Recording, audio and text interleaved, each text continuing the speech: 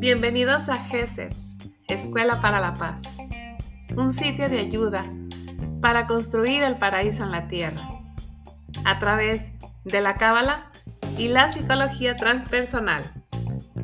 Comenzamos.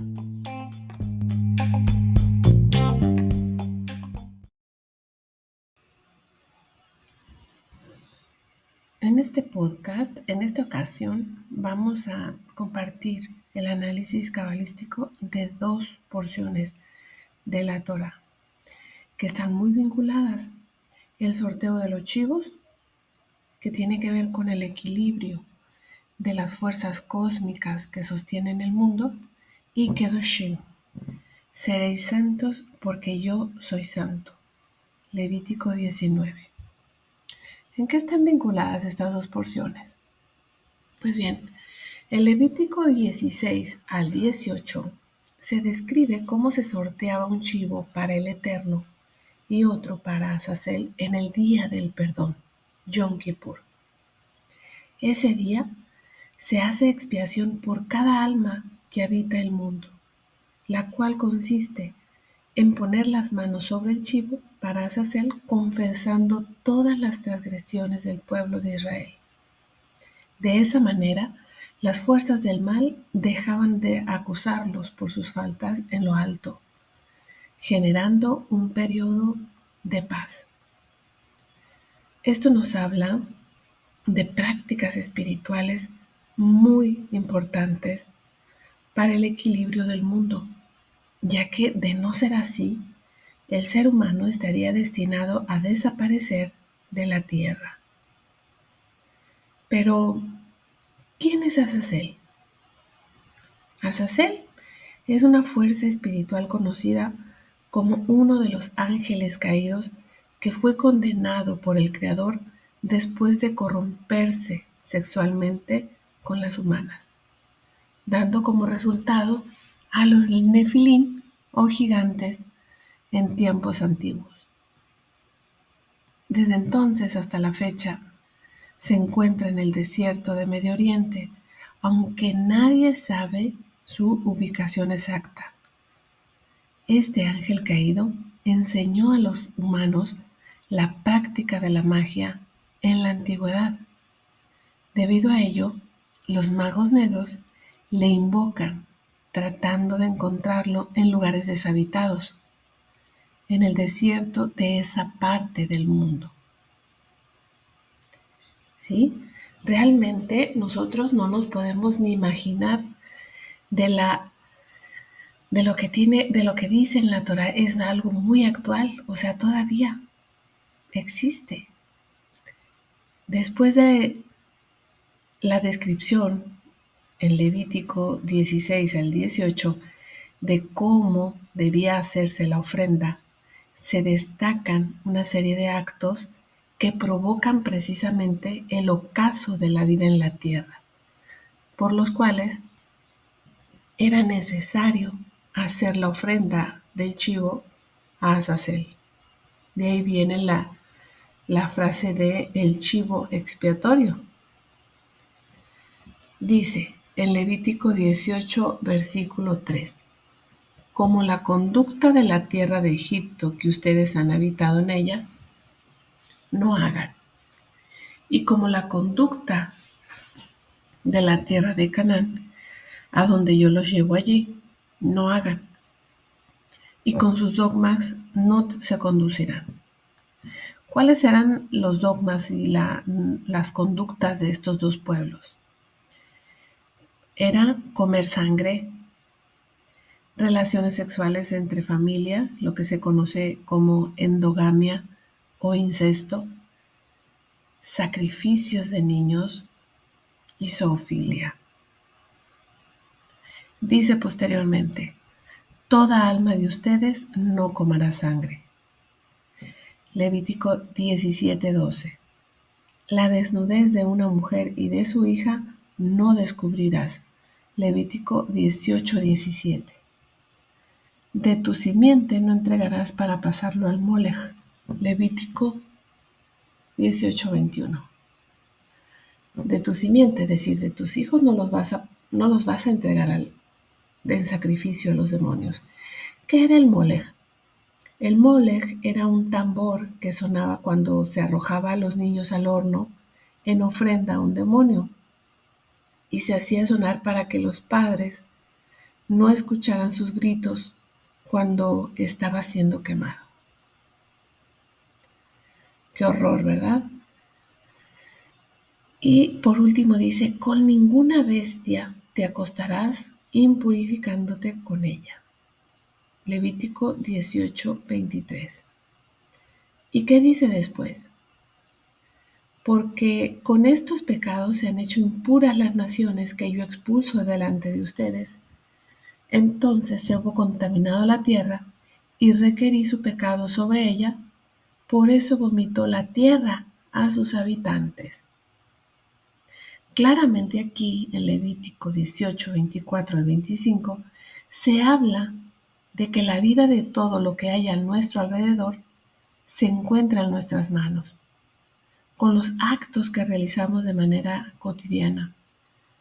Es aquí donde podemos comprender cómo somos co-creadores de nuestro entorno. De ahí la importancia de refinar nuestro espíritu para hacer de este mundo un lugar habitable. ¿Cómo es que el tema del sorteo de los chivos nos trajo hasta esta reflexión? Sí, todo está concatenado. La Torá nos habla y nos da la clave de cómo vivir aquí en la tierra y por qué es necesario tomar conciencia de todo esto. ¿Sí? Y esto ya después nos conecta con Kedoshim, que inicia con la frase, seréis santos porque yo soy santo, Levítico 19. Es decir, la destrucción del mundo, la aniquilación del ser humano por el ser humano, es consecuencia de esos actos dañinos que describimos anteriormente. Comer sangre, relaciones pervertidas, sacrificios, zoofilia, ¿sí? Y dirán, bueno, yo no he cometido ninguno de esos actos, pero hay otros actos también muy graves que se cometen cuando nosotros hablamos mal de otras personas. Eso también aniquila la vida. Cuando envidiamos, cuando somos egoístas, en fin, son muchísimas las cosas que a nosotros nos llevan a destruir la vida en la tierra. Y posteriormente dice, después en Levítico 19 dice, seguido de este imperativo, es decir, cuando el Eterno le dice a Moisés, seréis santo porque yo soy santo, dice, un hombre a su padre y a su madre temerán, pero a mis sábados cuidarán. Aquí también hay lineamientos, hay dos lineamientos importantísimos para adquirir esa santidad. Un hombre a su padre y a su madre temerán. Y cuidar el Shabbat, obviamente. Eso es fundamental. Pero aquí el honrar a nuestros padres, el temerles, el considerarles, es una parte importantísima. Así que nosotros también de ahí podemos inferir muchas cosas. Si estamos mal con nuestros padres, si estamos enojados, estamos resentidos por la forma en que ejercieron su paternidad, por el daño que hicieron, no estamos trascendiéndolos, no estamos cumpliendo con esta parte, pero es algo automático. Necesitamos tomar conciencia de la razón de ser de todo eso para poder trascenderlo y hacerlo de una forma consciente, no solamente porque se ordena aquí. Es decir, todas estas ordenanzas tienen un sentido. Nosotros necesitamos comprender por qué y para qué es importante hacerlo. Ya estamos viendo aquí que una parte de nuestra santidad depende de honrar a nuestro padre y a nuestra madre. Y dice después, ¿sí? ¿Qué es el santo? ¿Qué es ser santo? O sea, por ejemplo, cuando se habla de otras entidades espirituales y que dicen que no son santas, aquí en México, por ejemplo, se le da, se venera, se adora a la muerte y se le llama santa, ¿sí? Entonces, pero, ¿qué es ser santo? ¿Sí? Se refiere, ¿sí?, a vivir, a ser o vivir aquí, en el mundo, en una esencia que no es de aquí, que no pertenece a este mundo físico, sino que proviene de otro, ese mundo del cual venimos a hacer nuestro trabajo de rectificación, tan necesario para todos. Esa esencia, ¿sí? Cuando el Creador ordena ser santos como Él, nos está diciendo que debemos pulir nuestro ser a través de esas ordenanzas para rectificar el carro celestial, porque solo con la esencia de santidad podremos hacerlo.